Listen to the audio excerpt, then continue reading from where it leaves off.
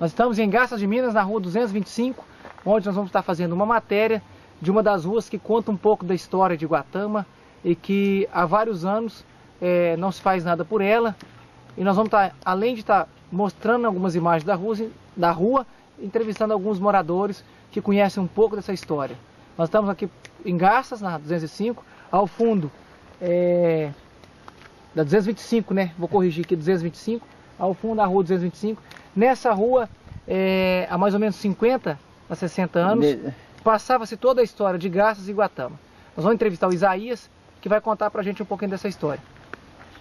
Isaías, 225, uma rua que tem uma história muito importante e que a gente vai lutar agora para reativar essa rua. Eu queria que você contasse quantos anos se passou essa história. Começou a ser desativada em 1950. Eles desativaram ela em 1950. Que aí construíram aquele do asfalto ali, coisa e tal, que ali era um trilho também, era um abacaxizal do Américo Padre, a rua 205.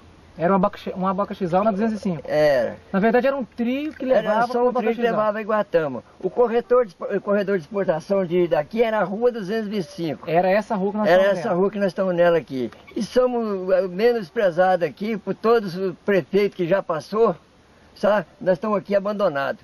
Isaías, o que a gente vê, parece que as pessoas foram cercando partes da rua, né? A gente vai mostrar o fundo lá. Cada um foi apropriando os fundos da horta aí, coisa e tal, achando que 12 metros a mais, esquecendo que Iguatama e Garças passava aqui, ó. Aqui tinha uma linha de ônibus que corria. Aqui tinha a linha de ônibus, todo carro de boi que passava aqui para levar porco aí para o João Rezende, que tinha a fábrica de banho aí. E todo o movimento desde o Porto Real passava, era por aqui. Essa rua, ela iniciava onde e terminava onde? Conta pra gente que a gente não tem conhecimento. Ela termina aqui, a 1 quilômetro mais ou menos aqui, logo que pega a rua 204 ali, perto da quadra esportiva.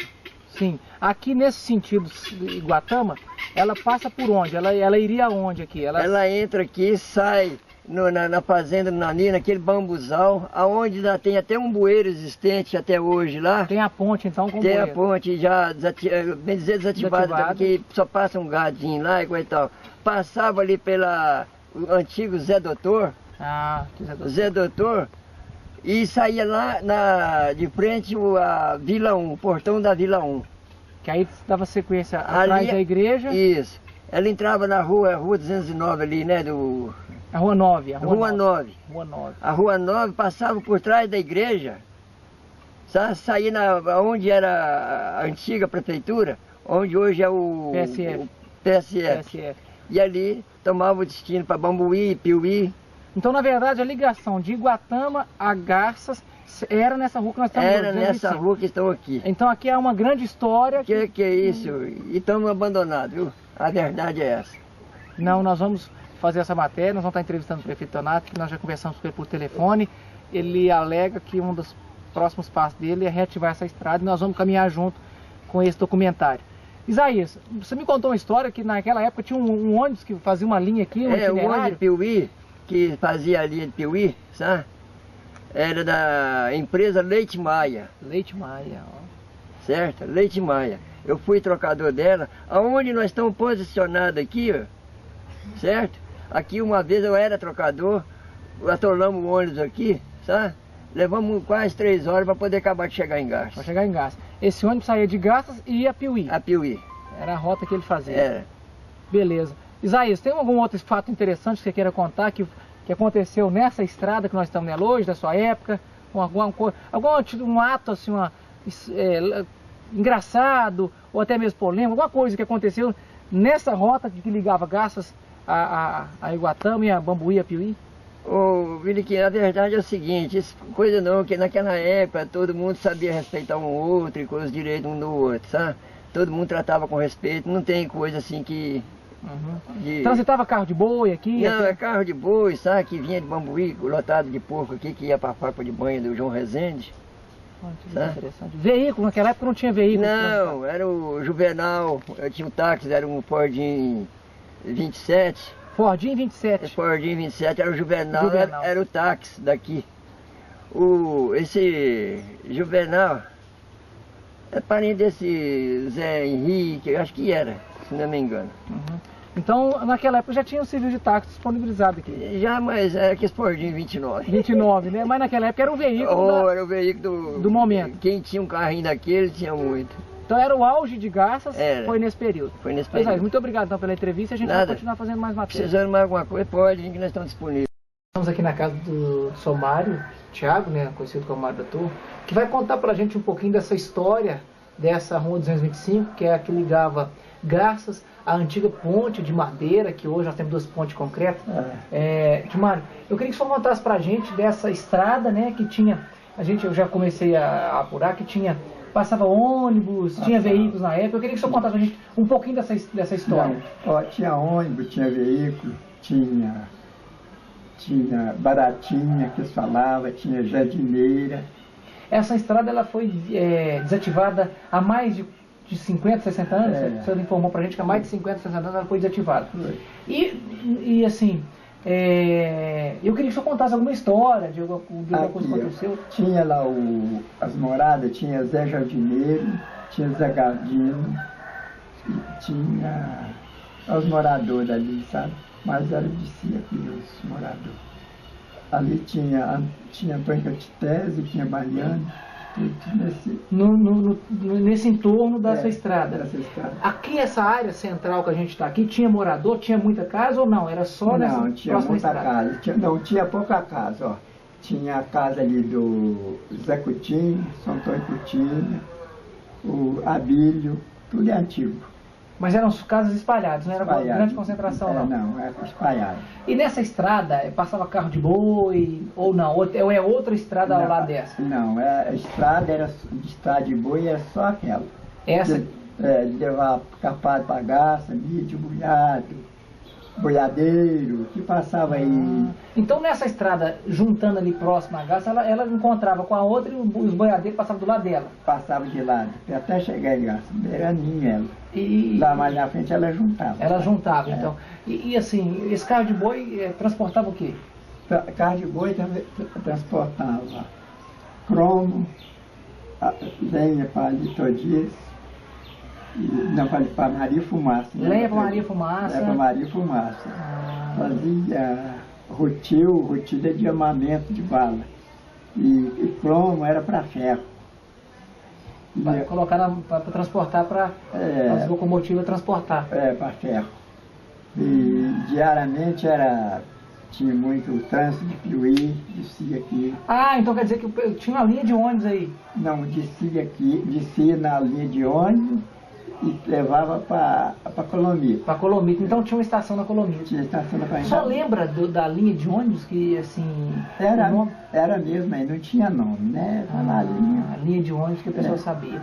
Então é uma estrada muito antiga, que tem uma história. Eles falavam, tinha estrada, a rodovia, tinha estrada de ferro, ferroviário, e tinha a estrada de automóvel, que eles falam na época, né? E naquela época os automóveis eram veículos bem antigos, né? Bem antigo, aqueles Fordinho, então. E tinha, só tem recordação de ter algum taxista da época que trabalhava nessa estrada? Não, tinha, mas acabou tudo, já morreu.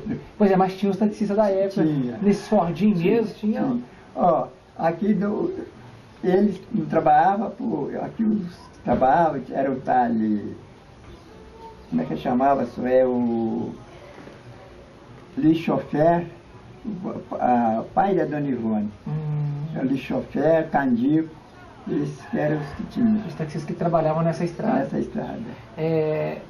Timário, o senhor tem alguma recordação boa desse tempo, dessa estrada, para o senhor deixar gravado pra gente? Eu tenho. Então conta uma pra gente, aqui, ó, uma história boa, aqui, o que descia ali, era 800 mil boi. Para embarcar. Para embarcar lá na Engarça. Na Engarça de Minas. Então, se era muito gado, um gado bom, um berrante bom, via lá de Piuí para cá, Zeneca. Era coisa muito, muito saudável. E o pouso é ali no Pombal hoje, ali tudo era pasto, Campo do Américo quase. Ali você tratava ali pela porco. que o campo era rapadinho. Era só mato e só ganhar boiadeiro. Depois veio aquele piseiro de gado para acabar com os pastos. A estrada boa que tinha era essa. E o dia de nós embarcar esse gado, que eu ajudei a embarcar muito boi, era a maior festa que tinha, né? Então era o bom do negócio estar embarcando essa boiada. A boiada. A nossa. Agora, lá em Garça, vinha o noturno da Maria Fumaça, juntava as moças daqui, os rapazes, para assistir noturno. De vez em quando eles matavam um lá em Garça. Que isso. É. Então só conviveu com esse auge de Garça. O auge tinha aquela movimentação toda lá. Pra cá. Cinema. O senhor chegou a frequentar o cinema lá? Aqui em Guatama. Aqui também tinha cinema? Tinha cinema, tinha muito parque bom. Tinha bom demais, viu? Depois acabou tudo. O Jocelino Kubitschek fazia visita, os cantores famosos vinham aqui, né? Getúlio Vargas passou por aqui, passou né? por aqui. O senhor acompanhou esse momento também? Esse já não... A gente ficava para a roça, né? Era menino, mas já era meu tempo. Eu estou com 87 anos. Mas não, quando eu vi, já estava mais... Maior um pouco. Maior. Bom. As histórias boas que eu sei porque para nós era uma festa. Ali em Garça tinha aqueles grandes cabaré. Grandes cabaré. Nós íamos juntar boi, embarcar boi, juntar com a mulherzada. Nós tínhamos que ir lá pedir os boiadeiros, eu era um deles. Pedir os boiadeiros para acalmar o carro, para deixar nós trabalhar. E aquele boi investia, tinha nego duro que pegava boi. Os boi, em vez de olhar para nós, ficavam olhando lá, para poder pegar elas. Que interessante. Muito bom. Pois é.